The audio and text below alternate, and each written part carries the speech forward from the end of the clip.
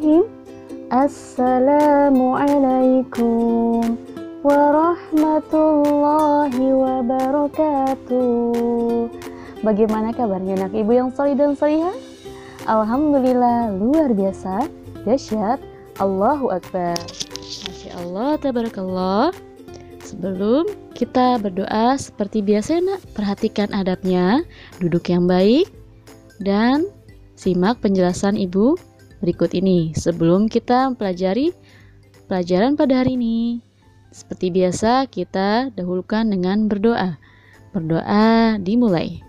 Bismillahirrahmanirrahim. Allahumma aftah lana hikmataka wa syur alaina rahmataka min khazaini rahmatika ya arhamar rahimin. Amin ya rabbal alamin. Alhamdulillahirabbil alamin. Masya Allah. Sudah siapkan anak-anakku yang solih dan solihah untuk belajar pada hari ini? Masya Allah, Alhamdulillah. Baik anak-anakku, hari ini kita akan belajar tentang adab. Untuk itu, simak dan perhatikan ya anak-anakku. Anak-anakku, hari ini kita belajar tentang disiplin di dalam ibadah. Apa itu? Ya, disiplin dalam beribadah. Anak-anakku sekalian, orang yang sudah terbiasa disiplin dalam mengatur kegiatannya sehari-hari pasti akan berdampak juga terhadap kedisiplinan dalam beribadah. Disiplin dalam beribadah adalah salah satu hal yang sangat penting dalam kegiatan kita sehari-hari.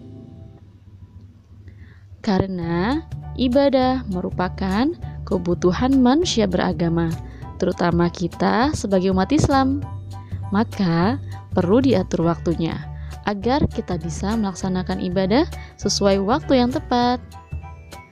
Masya Allah, sebagaimana Rasulullah SAW mengajarkan umat Islam untuk pandai mengatur waktu agar disiplin menegakkan waktu sholat. Jadwal sholat adalah jadwal yang tidak bisa diganggu-gugat ya nak. Saat azan berkumandang, maka segeralah kita sholat di awal waktu. Dari Ibnu Mas'ud radhiyallahu anhu berkata, Rasulullah SAW bersabda, sebaik-baiknya amal adalah sholat di awal waktu. Hadis riwayat Tirmizi dan Hakim. Masya Allah. Untuk itu kita simak yuk, apa sih keutamaan sholat tepat waktu?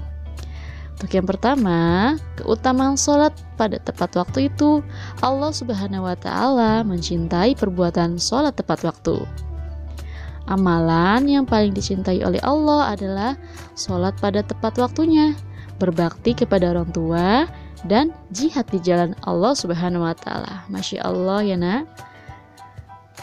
Kemudian, keutamaan sholat tepat waktu yang kedua yaitu mendapatkan tempat di surga.